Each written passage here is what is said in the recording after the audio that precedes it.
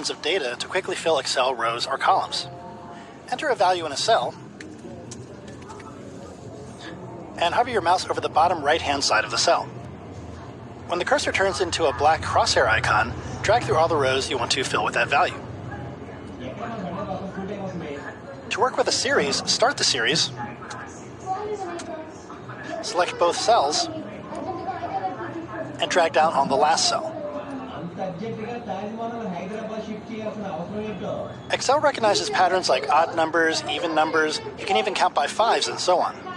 This also works for columns, and you're not just limited to numbers. For example, you could quickly drag out the days of the week or the months of the year.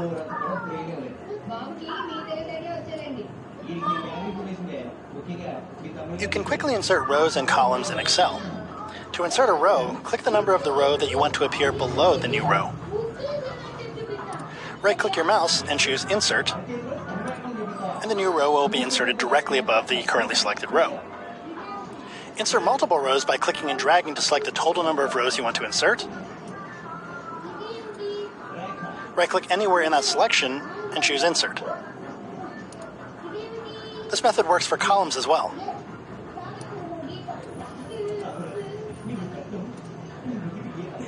Lastly, you can delete multiple rows or columns using a right-click too.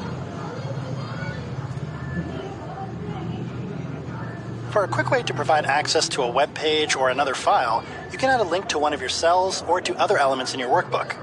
Start by selecting the object in your workbook. This could be a picture, a cell, or an element in a chart, for example. Then, in the Insert ribbon, click the Link button. On the left side of the Insert Hyperlink window, choose the type of link you want to create. You can link to an existing file or web page, to a location in the current document. You can create a new document and link to it from here, or you can create a link to an email address that will open the user's email client when clicked. So for example, to link to a web page, select Existing File or Web Page, then type in or paste the address of the website into the address field. Note that this must be the complete address, including the HTTP or HTTPS:// at the beginning of the URL. Click OK. And now whenever you click the object you added the link to, the website will open in your default browser. Drop-down lists are a great way to provide a menu of choices in a single cell of an Excel web sheet. To create a drop-down list, first create a blank sheet in your workbook. Then, in either a single row or column, enter the items that you want to have appear in your list in the order in which you want them to appear. Make sure there are no blank cells between your entries. Next, select the entire range of cells containing your entries, right-click on them, and choose Define Name. In the Name field, enter a name for your list. Make sure there are no spaces in the name. For the scope, make sure Workbook is selected, so this will be available to other sheets in the same workbook, and click OK. Go to the sheet where you want the drop-down list to appear, and select the cell where you want the list to be. Under the Data ribbon, click Data Validation, and under the Settings tab, select List from the Allow menu. Then in the Source field, enter an equal sign, followed by the name of your list. Make sure it's spelled exactly the way it was when you created it. Also make sure In-Cell Dropdown is checked. If it's okay for users to leave the menu unselected, keep Ignore Blank checked as well. Click OK. And your drop-down list should now be working. It's a good idea to select the longest item in your list to make sure it fits within the cell by then adjusting the cell width. The quickest way to find the sum of cells is to select the cells and look at the bottom of the window. As you select or deselect cells, the sum will instantly update. Another method is to place your cursor at the end of the column you wish to sum the data from. From the Home ribbon, click the Sum button, and the formula will be inserted, and you can press the Enter key on your keyboard to see the sum. A third method is to type the sum formula yourself by placing the cursor underneath the column, pressing the equal sign on your keyboard, typing SUM, using the open parentheses to begin the formula, and clicking and dragging with your mouse to select the data that you wish to sum. And finally, close the parentheses. Press the Enter key on your keyboard, and you've successfully added the data. Excel's flash fill feature lets you automatically fill in data when Excel detects a pattern. For example, in this spreadsheet, say you need to copy the first and last names in column A into their own individual columns. Start by typing the first name into the top cell of the first name column. Next, select the cell beneath that one,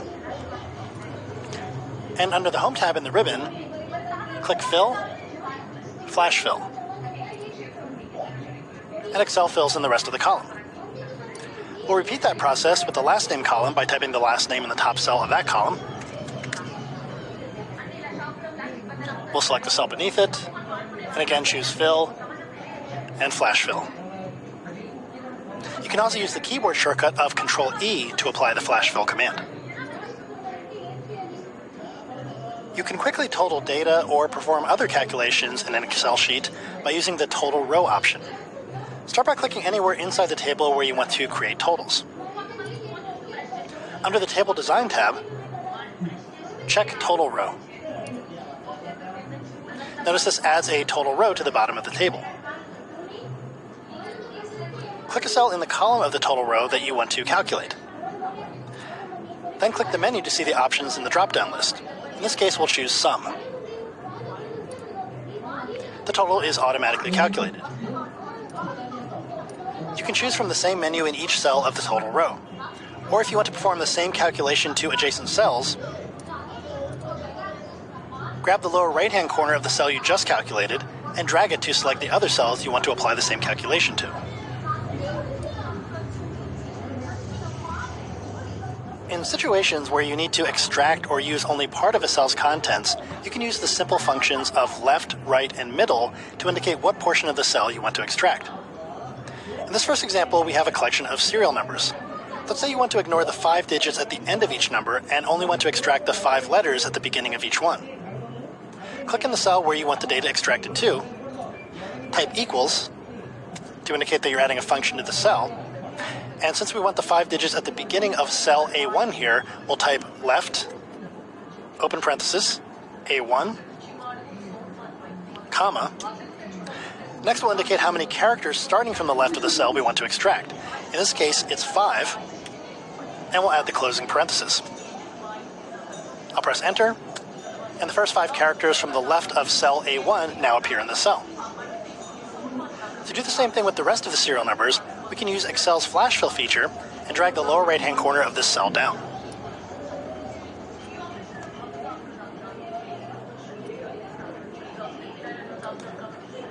Similarly, you can use the right function to extract content starting on the right side of a cell. For example, these phone numbers all start with 805-555. Let's say we want to extract just the last 4 digits. Again, we'll click in the cell we want to start with. In this case, we'll type $right, open parenthesis, A12, comma, and because we're counting from the right, we'll enter a 4. And we'll close that off. Pressing Enter gives us that content, and again, we can use the Flash Fill feature to fill in the rest. Lastly, there's also a middle command you can use when you want to ignore content on either end of the cell. In this example, we want to extract the zip codes in these cells. Again, we'll start with the top, and this time we'll enter =mid, open parenthesis, A22, comma. To use the mid function, first enter the position where you want to start the extraction. In this case, we want to ignore ZIP:space, which is a total of 5 characters, which means we want to start on position 6. Again, we'll add a comma, and then we indicate how many characters we want to extract starting at that point, which is 5. And we'll close out the parenthesis, press Enter, and now we've extracted content from the middle of the cells. And once again, we can flash fill the rest in.